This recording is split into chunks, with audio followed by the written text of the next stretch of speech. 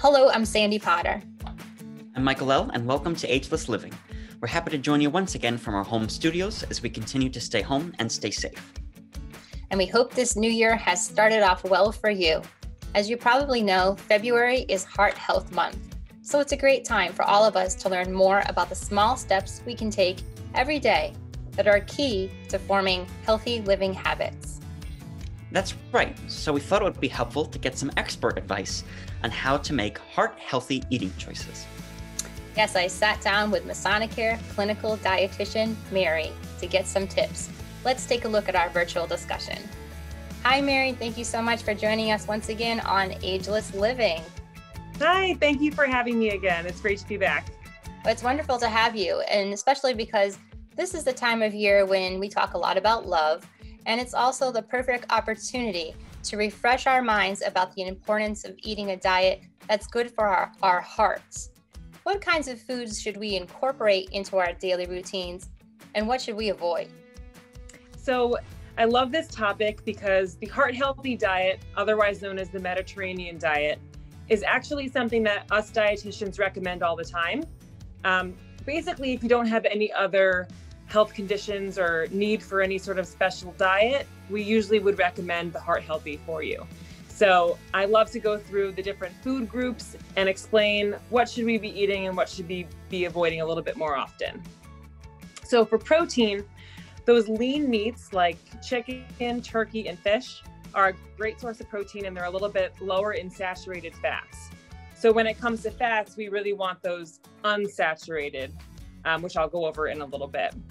So along with those meats, we have a lot of plant-based proteins like beans, nuts, and seeds, which also, again, go hand in hand with those healthy fats. And eggs are also a great source of protein as well. And we'll talk a little bit about cholesterol too. Proteins to avoid, those really high saturated fat meats like the good ones like steak, and a lot of those red meats tend to be higher in saturated fat. So just limiting those. I never tell anyone to cut any foods out of their diet. Just limiting those to maybe once or twice a week is a little bit healthier for your heart. Moving on to fruits and vegetables. All of those are great. The more you consume a different variety of colors and tastes, they all provide you with different micronutrients, different vitamins and minerals.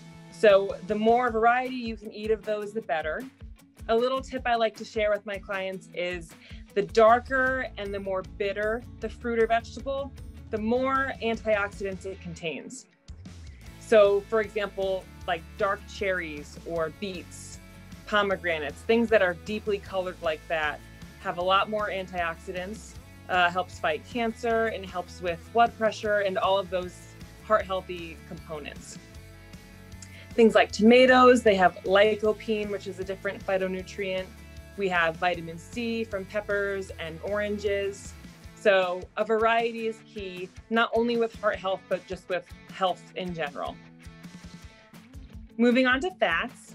So as I mentioned, those unsaturated fats are a little bit healthier for us.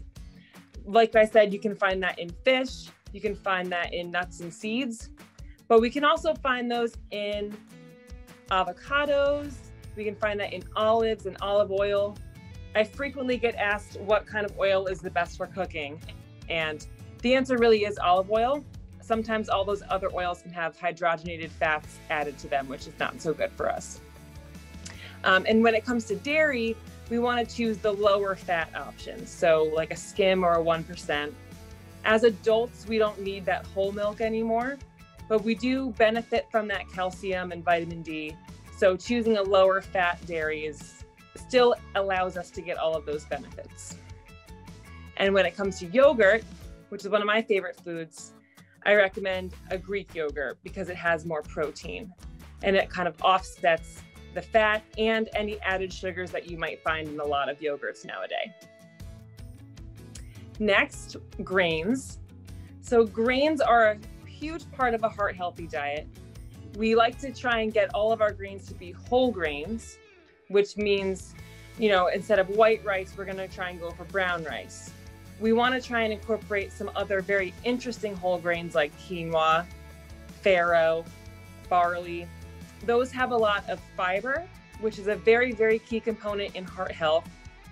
Fiber actually attaches to the cholesterol in our bloodstream and takes it out.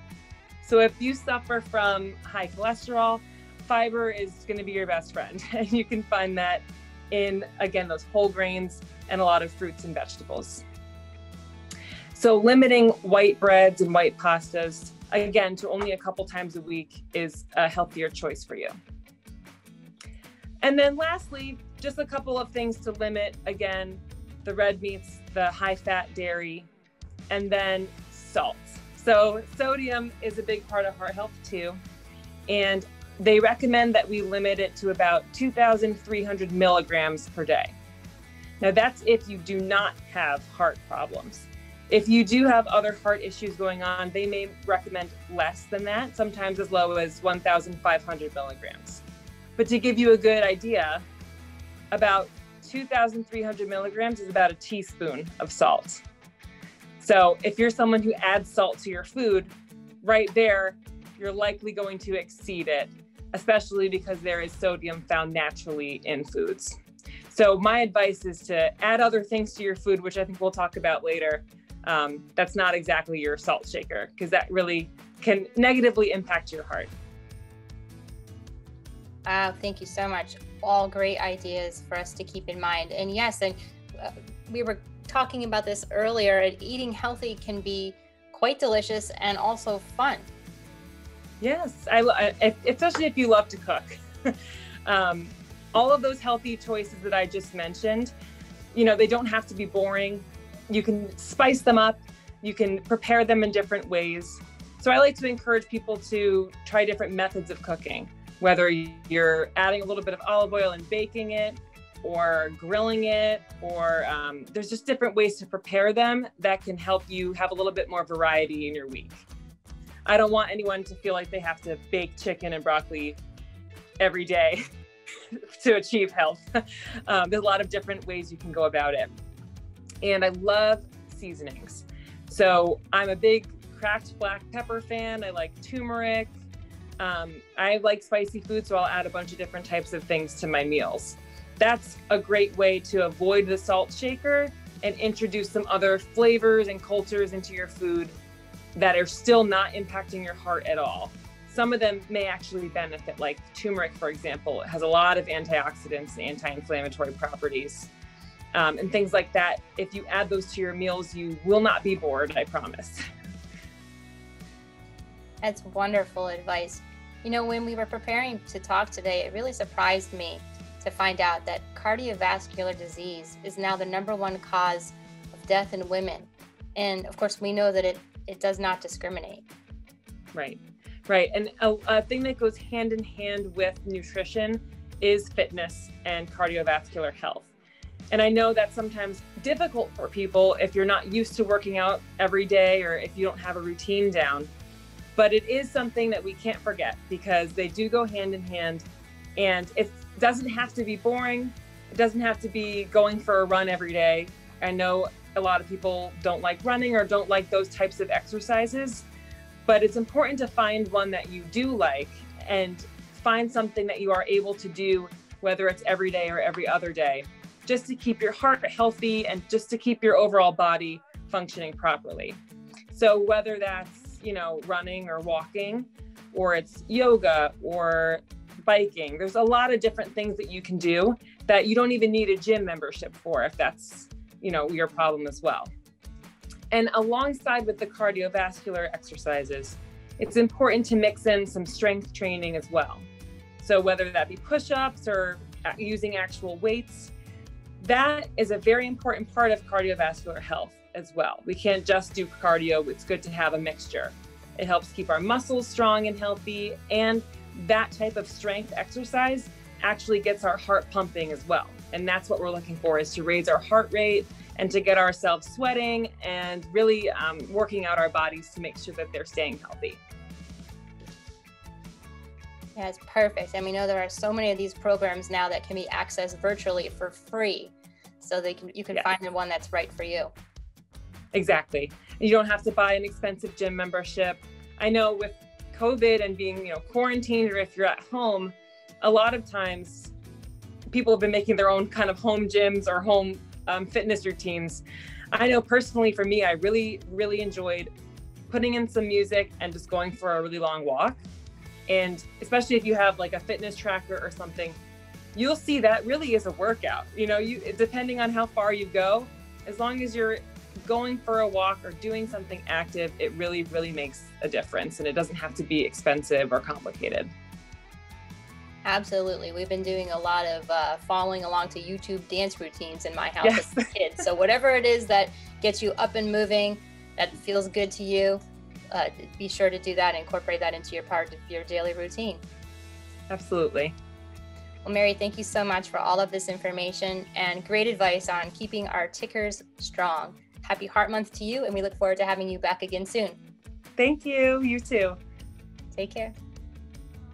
And now, let's take a look at what's happening around Masonicare. Congratulations to the latest recipient of our GEM Go the Extra Mile Award, Jaleel, a member of the Environmental Services team at Masonicare Health Center.